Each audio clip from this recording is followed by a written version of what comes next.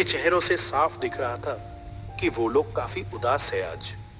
जहां ये सभी लोग मिलके भोलू की चाय 2-3 कप पी जाते हैं, वहां कोई आज 1 कप चाय तक नहीं पिया। हर कोई गांव की मौजूदा समस्याओं को लेकर बहुत विचलित है। इसी बीच गांव की वर्तमान हेडमास्टर कैलाश उपाध्याय भोलू की चाय की दुकान पर आ पहुंचे।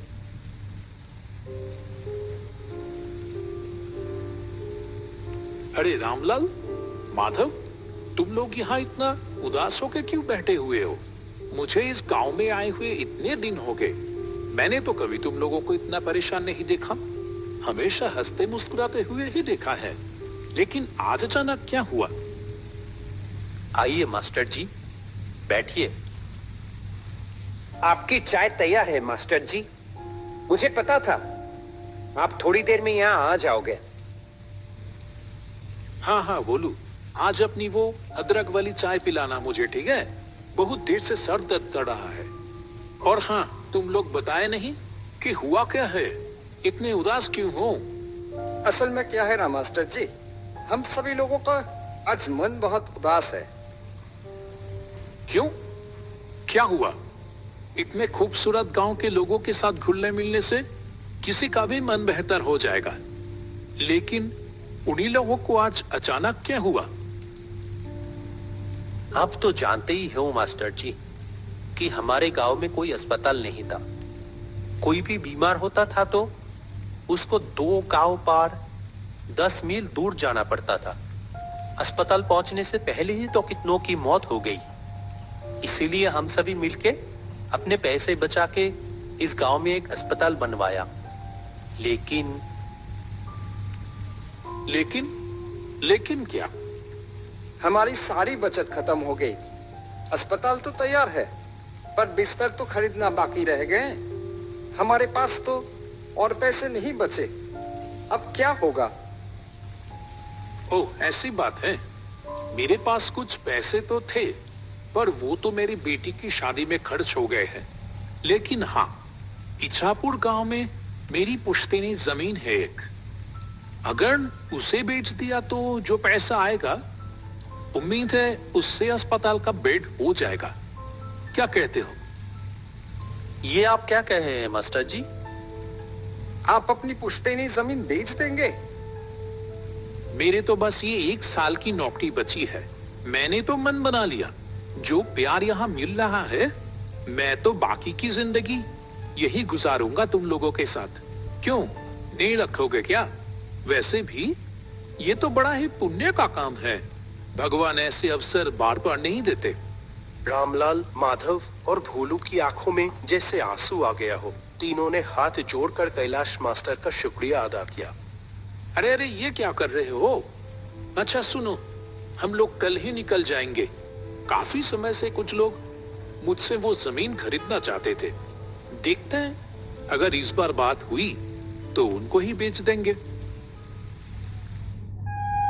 अगले दिन सुबह कैलाश, रामलाल और माधव इच्छापुर गांव की ओर चल पड़े।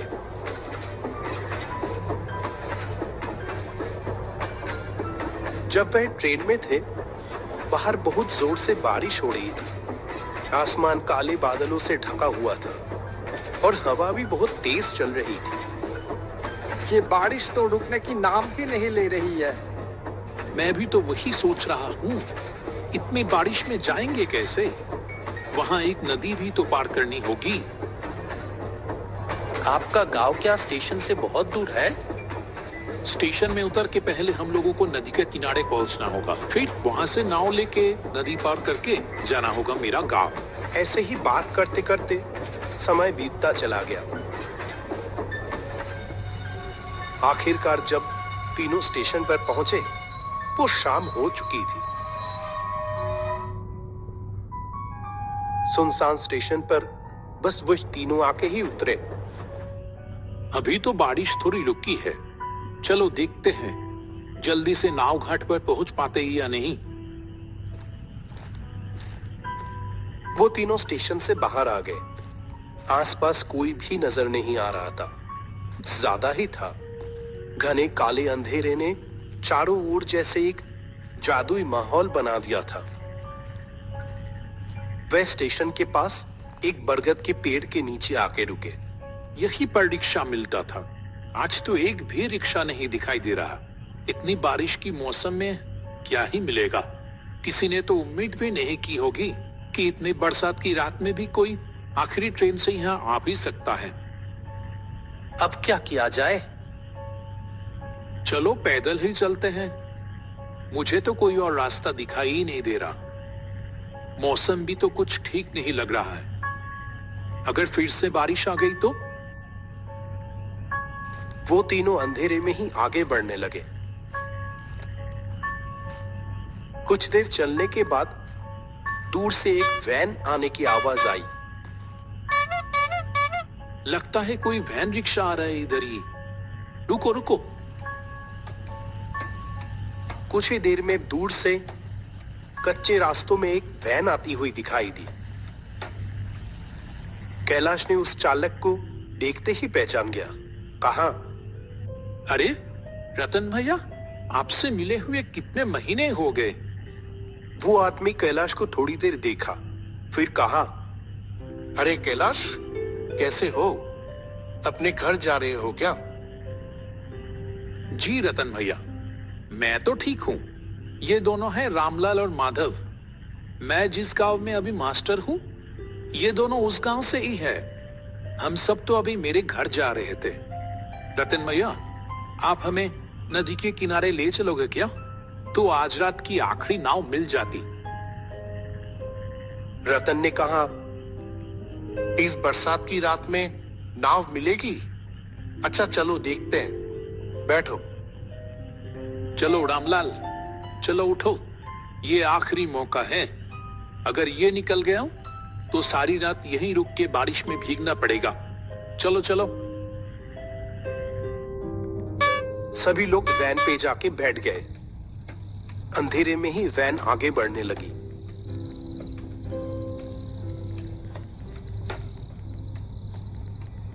कुछ देर बाद कैलाश ने रतन से पूछा, आपकी तो इतनी उम्र हो गई रतन भैया, फिर भी आप अभी भी वैन चलाते हो। आपको तकलीफ नहीं होता? तकलीफ? हाँ, होता था पहले, अब नहीं होता है। पहले होता था, अब नहीं होता है। इसका क्या मतलब है? वो कुछ नहीं। तुम तो बहुत दिनों बाद इछापुर गांव आए हो। हम लोगों को तो भूल ही गए हो तुम। नहीं नहीं, ऐसी बात नहीं है रतन भैया। दरअसल काम के सिलसिले में मैं अभी जहां रहता हूं, वहां से आमतौर पे आना जाना हो नहीं पाता है। आज भी तो एक जरूरी काम से ही आया हूं। गांव में मेरे बाप दादा की जो जमीन है ना, उसे ही बेचने आया हूं। बेच दोगे? क्यों, क्या हो गया? कोई मुसीबत? हाँ, मुसीबत तो है। जिस गांव में मैं रहता हूं अभी, उस गांव के सभी लोगों ने अपने बचाए हुए पैसे से अस्पताल बनवा तो दिए हैं, लेकिन वो अस्पताल की बेड खरीदने की पैसे नहीं जुटा पा रहे हैं। इसीलिए मैंने सोचा कि अपनी पुश्तैनी जमीन बेचकर उनकी थोड़ी मदद कर दूं। वैसे भी वो जमीन तो कई सालों से खाली ही पड़ी है। क्या बात है कैलाश, तुम सचमुच इछापुर गांव का गर्व हो। अरे नहीं नहीं, ऐसी कोई बात नहीं। ये देखो ना, ये रामलाल, माधव, ये सभी भी किसी से कम है क्या? ऐसे ही बातचीत चलते चलते सभी लोग नदी के किनारे आ पहुंचे। जब वो तीनों नदी की ओर देखें, तब नदी बहुत तेज बह रही थी। जो नदी हर वक्त शांत रहती थी, वह आज बिल्कुल अलग दिख रही थी। नदी के किनारे कुछ नाव बंधी हुई थी, लेकिन चलाने वाला कोई भी दिखाई नहीं दिया। जो सोचा था वही हुआ। एक भी माझी घाट पर नहीं है। वैसे भी इतनी रात हो गई है और फिर बारिश। कोई क्यों ही रहेगा अभी? ये तो बड़ी मुसीबत हो गई मास्टर जी। आज रात बारिश में भीगकर ही गुजारना पड़ेगा लगता है। अब क्या होगा मास्टर जी? आसमान का हाल देखा आपने? लगता है बारिश फिर से आने वाली है। आसमान में काले बादल फिर से आना शुरू हो गए। नदी की ओर से हल्की हल्की ठंडी हवा भी चलनी शुरू हो गई। रतन भी उन लोगों के साथ वहीं खड़ा था। जब वो तीनों बात कर रहे थे तभी उसने कहा, अगर आप लोग बुरा ना मानो तो मैं एक बात कहूं। आप ऐसे क्यों बोल रहे हो रतन भैया? बोलिए ना, क्या कहना चाहते हैं? लगता है थोड़ी ही देर में बारिश फिर से शुरू होगी और अभी तो कोई माझी भी नहीं है घाट पर जो नाव से अपनी घर जा सकोगे। उसकी बजाय एक काम करो, वो देखो सामने ही मेरा घर है। सब लोग वही चलो, आज की रात वही गुजार लेना। हाँ, सही कह रहे हो आप। इससे पहले भी तो कितनी बार आपकी गाड़ी में स्टेशन गया हूं आपको आपकी घर से बुला के। क्यों रामलाल, माधव, और तो कोई रास्ता नहीं दिख रही है। आज की रात वही गुजार लें। रतन भैया आज हमारा कितना बड़ा उपकार किया है, क्या बताओ। हाँ, माधव ने सही कहा। हम रतन भैया के घर पे ही चलते हैं, नहीं तो इस बरसात की रात में बड़ी मुसीबत में पड़ जाएंगे। सभी लोग मिलके रतन की घर की ओर बढ़ने लगे। अजीब सी बदबू आने लगी अंदर से, मानो बहुत दिनों बाद कोई इस घर को खोल रहा हो। रतन भैया, घर के अंदर इतनी बदबू क्यों? ये फर्श भी कैसा भीगा भीगा सा लग रहा है। असल में ये घर तो आधी समय बंद ही पड़ा रहता है। मैं तो अपनी गाड़ी लेकर बाहर ही रहता हूँ और पानी शायद खिड़की से अंदर आया होगा। कमरे की कोने में एक टूटी खुली हुई खिड़की से हल्की सी रोशनी आ रही थी। घर में खाना तो कुछ नहीं है। मैं तो आप लोगों के लिए खाने का इंतजाम ही नहीं कर पाया। आप उसकी चिंता मत करो। इतनी खराब मौसम में रात को रहने के लिए जगह मिल गई, इससे ज्यादा और क्या चाहिए? अगर आप नहीं होते तो आज रात हम लोग कैसे बिताते, भगवान ही जाने। अरे ऐसी कोई बात नहीं है। ठीक है, आप लोग सो जाओ। और आप कहाँ रहोगे? मैं बाहर सो जाऊंगा, कोई परेशानी नहीं होगी। क्यों, आप हम लोगों के साथ सो जाओ ना। नहीं नहीं, मुझे कोई दिक्कत नहीं होगी। ये बोल के रतन बाहर चला गया और वो तीनों जमीन पर चटाई बिछाकर लेट गए। तब गहरी रात, अचानक कैलाश की नींद खुल गई। एक अजीब सी आवाज आ रही थी, जैसे कि कोई घर से थोड़ी दूर जमीन खोद रहा हो। कैलाश शुरू में तो नजरअंदाज करता रहा, लेकिन आवाज और तेज होने लगी। जो वो काम कर रहा था, जैसे कि वो किसी की परवाह किए बगैर ही किया जा रहा था। ये आवाज कहां से आ रही है? चोर आ गया क्या? कैलाश तेजी से उठा और खिड़की के पास आकर बाहर देखने लगा। रतन भैया घर से थोड़ी दूर पेड़ के नीचे खुदाई कर रहा है।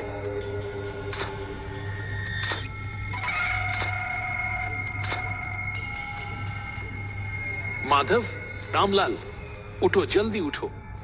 मुझे यहां कुछ ठीक नहीं लग रहा है।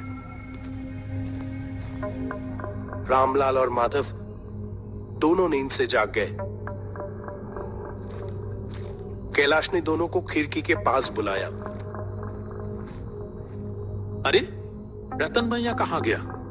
अभी तो यहीं पर थे।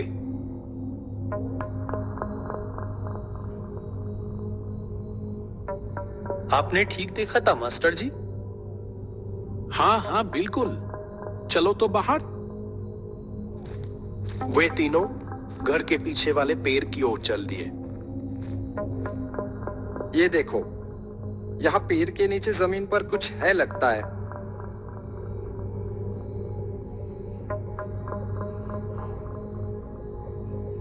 मैंने रतन भैया को यही देखा था।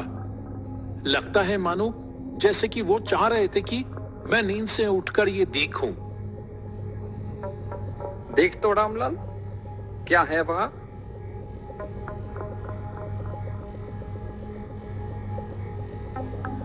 मिट्टी को हाथ से थोड़ा हिलाने पर रामलाल को पैसों से भरी हुई एक कलश दिखाई दी।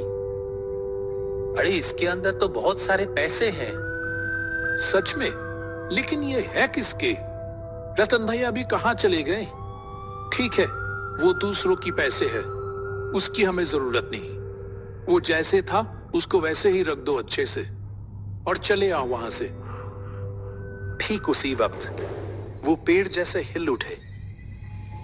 तीनों ने ऊपर देखा तो वहां लंबे पैरों वाला एक भयानक चेहरा बैठा हुआ था।